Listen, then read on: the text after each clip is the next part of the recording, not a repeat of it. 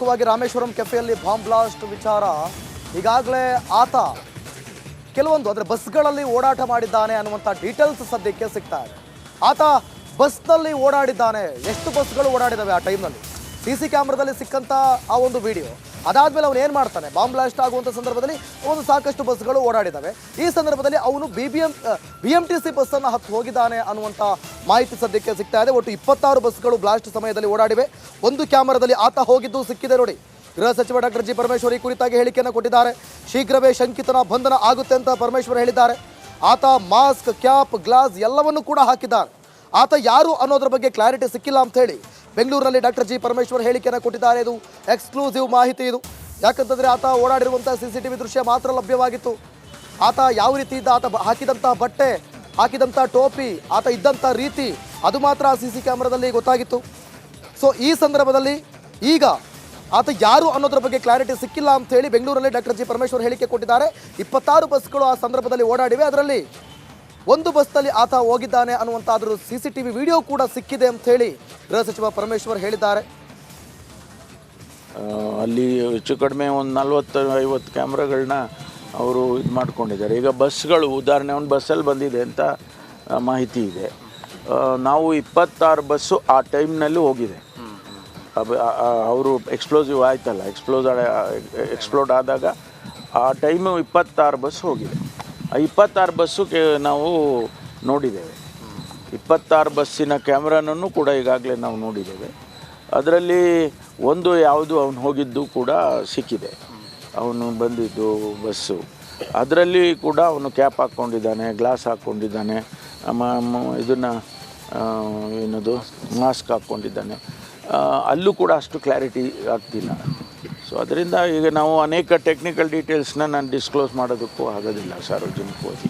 ಅದು ಸಿಗೋವರೆಗೂ ಅದನ್ನು ಬೆಂಗಳೂರಿನಲ್ಲಿ ಈ ರೀತಿ ಬ್ಲಾಸ್ಟ್ ಆಗ್ತಾ ಇದ್ದಂತೆ ಕರ್ನಾಟಕ ಪೊಲೀಸ್ ಫುಲ್ ಎಚ್ಚೆತ್ತುಕೊಂಡಿದೆ. ಅದರಲ್ಲೂ ಪ್ರಮುಖವಾಗಿ ಗೃಹ ಸಚಿವರು ಪೊಲೀಸ್ ಅಧಿಕಾರಿಗಳ ಜೊತೆಗೆ ಹೈ ಅಲರ್ಟ್ ಮೀಟಿಂಗ್ ಅನ್ನು ಮಾಡಲಿಕ್ಕಿದ್ದಾರೆ. ಮಹತ್ವದ ಸಭೆಯನ್ನ ನಡೆಸಿ ಸಭೆಯಲ್ಲಿ ಹಲವು ವಿಚಾರಗಳ ಬಗ್ಗೆ ಚರ್ಚೆಯನ್ನು ಮಾಡಲಿಕ್ಕಿದ್ದಾರೆ. ಸರಿಯಾಗಿ 11:30ಕ್ಕೆ ಕಮಿಷನರ್ ಆಫೀಸಲ್ಲಿ ಹೋಮ್ ಮಿನಿಸ್ಟರ್ ಮೀಟಿಂಗ್ ನಡೆಯುತ್ತೆ. ಮೀಟಿಂಗ್ನಲ್ಲಿ ಪ್ರಮುಖವಾಗಿ ಚರ್ಚೆ ಮಾಡಬೇಕಾಗಿರುವಂತಹ ವಿಚಾರಗಳೇನು, ಭದ್ರತೆ ವಿಚಾರವಾಗಿ ಪೊಲೀಸರು ಏನು ಕ್ರಮ ಕೈಗೊಳ್ತಾ ಇದ್ದಾರೆ, ಇವರಿಗೆ ಯಾವ ರೀತಿಯ ಸೂಚನೆಯನ್ನು ಕೊಡಬೇಕು, ಇನ್ನು ಮತ್ತು ತನಿಖೆ ಯಾವ ಹಂತದಲ್ಲಿದೆ ಅನ್ನೋದ್ರ ಬಗ್ಗೆಯೂ ಕೂಡ ಚರ್ಚೆ ಆಗಲಿಕ್ಕಿದೆ. ಇನ್ನು ಇನ್ವೆಸ್ಟಿಗೇಷನ್ ಟೀಮ್ ಜೊತೆಗೆ ಅದರ ಪ್ರೊಸೆಸ್ ಮತ್ತು ಸದ್ಯಕ್ಕೆ ಯಾವ ರೀತಿ ತನಿಖೆ ನಡೀತಾ ಇದೆ, ಹೀಗೆ ಹಲವು ವಿಚಾರಗಳ ಬಗ್ಗೆ ಕಮಿಷನರ್ ಜೊತೆಗೆ ಹೋಮ್ ಮಿನಿಸ್ಟರ್ ಮೀಟಿಂಗ್ ಅನ್ನು ನಡೆಸಲಿಕ್ಕಿದ್ದಾರೆ. ಸರಿಯಾಗಿ 11:30ಕ್ಕೆ ಅಂದರೆ ಇನ್ನೊಂದು ಕೆಲವೇ ಹೊತ್ತಿನಲ್ಲಿ ಹೋಮ್ ಮಿನಿಸ್ಟರ್ ಮೀಟಿಂಗ್ ಆರಂಭ ಆಗಲಿಕ್ಕಿದೆ. ಈ ಮೀಟಿಂಗ್ನ ನಂತರ ಮತ್ತೆ ಏನೆಲ್ಲ ಬೆಳವಣಿಗೆ ಆಗಬಹುದು, ಪೊಲೀಸ್ ಅಧಿಕಾರಿಗಳಿಗೆ ಯಾವ ರೀತಿಯ ಸೂಚನೆ ಸಿಗಬಹುದು, ಈಗ ಶಂಕಿತನನ್ನು ಅರೆಸ್ಟ್ ಮಾಡುವ ನಿಟ್ಟಿನಲ್ಲಿ ಯಾವ ರೀತಿ ತನಿಖೆ ನಡೆದಿದೆ, ಯಾವ ರೀತಿ ಪ್ರೊಸೆಸ್ ಇದೆ, ಪ್ರೋಗ್ರೆಸ್ ಇದೆ, ಇವೆಲ್ಲವನ್ನು ಕೂಡ ಗಮನಿಸೋದಕ್ಕೆ ಈ ಒಂದು ಮೀಟಿಂಗ್ ಮಹತ್ವವನ್ನು ಪಡೆದುಕೊಳ್ತಾ ಇದೆ. ಇನ್ನು ಈ ಒಂದು ಸಭೆಯಲ್ಲಿ ಪೊಲೀಸ್ ಕಮಿಷನರ್ ದಯಾನಂದ್ ಹಾಗೆಯೇ DGP ಅಲೋಕ್ ಮೋಹನ್ ಹಿರಿಯ ಅಧಿಕಾರಿಗಳು ಭಾಗಿಯಾಗ್ತಾರೆ. ತನಿಖೆಯ ಪ್ರಗತಿ ಪರಿಶೀಲನೆಯನ್ನ ಪರಮೇಶ್ವರ್ ಅವರು ಮಾಡಲಿಕ್ಕಿದ್ದಾರೆ.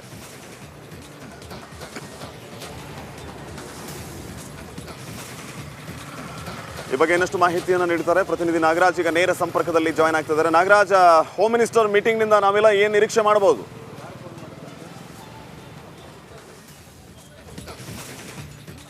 ಶ್ರೀಪಾದ್, ಏನು ರಾಮೇಶ್ವರ ಕೆಫೆ ಸಂಬಂಧ ಇವತ್ತು ನಗರ ಪೊಲೀಸ್ ಆಯುಕ್ತ B ದಯಾನಂದ್ ಅವರ ಕಚೇರಿಯಲ್ಲಿ 11:30ಕ್ಕೆ ಗೃಹ ಸಚಿವ ಜಿ ಪರಮೇಶ್ವರ್ ಅವರು ಸಭೆಯನ್ನು ಕರೆದಿರ್ತಕ್ಕಂಥದ್ದು. ಇದರಲ್ಲಿ ನಗರ ಪೊಲೀಸ್ ಆಯುಕ್ತ B ದಯಾನಂದ್, ಇಬ್ಬರು ಅಡಿಷನಲ್ ಕಮಿಷನರ್ಗಳು ಹಾಗೆಯೇ CCBಯ ಜಂಟಿ ಪೊಲೀಸ್ ಆಯುಕ್ತ ಚಂದ್ರಗುಪ್ತ ಅವರು ಸೇರಿದಂತೆ ಒಟ್ಟು ಹಿರಿಯ ಅಧಿಕಾರಿಗಳು ಈ ಒಂದು ಸಭೆಯಲ್ಲಿ ಭಾಗಿಯಾಗುವಂಥದ್ದು. ಈ ಒಂದು ಸಭೆಯಲ್ಲಿ ಪ್ರಮುಖ ಅಂಶಗಳು ಏನಂತಂದರೆ, ಈ ಒಂದು ಪ್ರಕರಣದಲ್ಲಿ ಈಗಾಗಲೇ ಏನು CCBಗೆ ಕೇಸನ್ನು ವರ್ಗಾವಣೆ ಮಾಡಿ ಆದೇಶ ಮಾಡಲಾಗಿದೆ.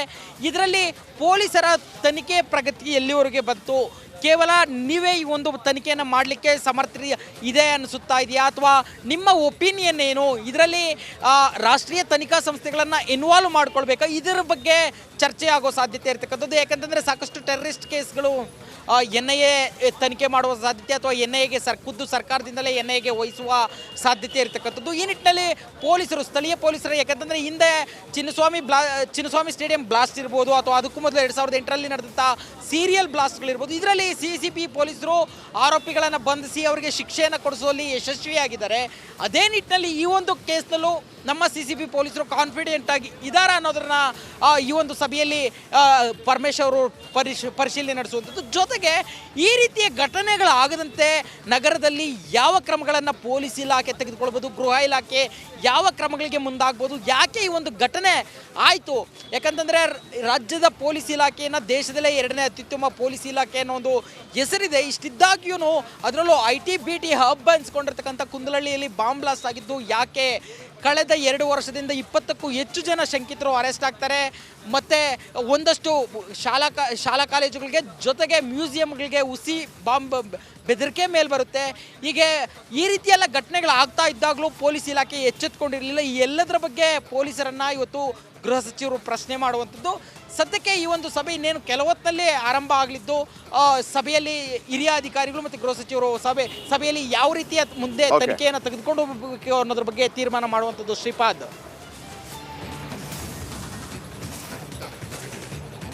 ಓಕೆ, ಧನ್ಯವಾದ ಮಾಹಿತಿಗಾಗಿ ನಾಗರಾಜ್. ಕೊಡಗು ಜಿಲ್ಲೆಯ ಎಲ್ಲ ಕಡೆಗಳಲ್ಲೂ ಕೂಡ ಬರಗಾಲದ ಭೀಕರತೆ ಸೃಷ್ಟಿಯಾಗಿದೆ. ಕೊಡಗಿನ ಕುಶಾಲನಗರದಲ್ಲಿರುವ ಹಾರಂಗಿ ಜಲಾಶಯದಲ್ಲಿ ನೀರಿನ ಮಟ್ಟ ದಿನೇ ದಿನೇ ಕುಸಿತಾ ಇರೋದ್ರಿಂದ ರೈತರು ಕಂಗಾಲಾಗಿದ್ದಾರೆ. ಈ ಕುರಿತಾಗಿ 1 ನಿಮಿಷದ ವರದಿ ಇದೆ, ನೋಡೋಣ ಬನ್ನಿ. ಕೊಡಗು ಜಿಲ್ಲೆಯಲ್ಲೂ ಕೂಡ ಮಳೆಯ ಕೊರತೆ ಎದುರಾಗಿದೆ. ದಿನದಿಂದ ದಿನಕ್ಕೆ ನೀರಿನ ಮಟ್ಟ ಕುಸಿತಾ ಇದೆ, ತಾಪಮಾನ ಹೆಚ್ಚಾಗ್ತಾ ಇದೆ. ಜಲಾಶಯಗಳಲ್ಲಿ ಕೂಡ ನೀರಿನ ಪ್ರಮಾಣ ಕಡಿಮೆ ಆಗ್ತಿರುವಂಥದ್ದು. ನಾವು ಈಗ ಕುಶಾಲನಗರ ತಾಲೂಕಿನ ಹಾರಂಗಿ ಜಲಾಶಯದಲ್ಲಿದ್ದೇವೆ. ಇಲ್ಲಿ ಕೂಡ ಹಾರಂಗಿ ಜಲಾಶಯದಲ್ಲಿ ಈ ಜಲಾಶಯದ ಗರಿಷ್ಠ ಮಟ್ಟ ಇರುವಂಥದ್ದು 8 TMC ಸಂಗ್ರಹ ಸಾಮರ್ಥ್ಯ. ಈಗ ಇರುವಂಥದ್ದು 2.6 TMC ಇರುವಂಥದ್ದು ನೀರು. ಅಂದರೆ ಇದರ ಮೇಲೆ ಕೃಷಿಗೆ ಬಿಡಲಿಕ್ಕೆ ಆಗಲ್ಲ. ಯಾಕಂದರೆ ಸಾಕಷ್ಟು ಜನ ಈ ನೀರನ್ನೇ ನಂಬಿ ಕೃಷಿಯನ್ನು ಮಾಡ್ತಾರೆ. ಆದರೆ ಇನ್ನು ಮೇಲೆ ಕೃಷಿಗೆ ಬಿಡಲಿಕ್ಕೆ ಆಗಲ್ಲ ಅಂತ ಹೇಳಿ ಅಧಿಕಾರಿಗಳು ಮಾಹಿತಿಯನ್ನು ನೀಡಿದ್ದಾರೆ. ಯಾಕೆಂದರೆ ಕೆಳಭಾಗದ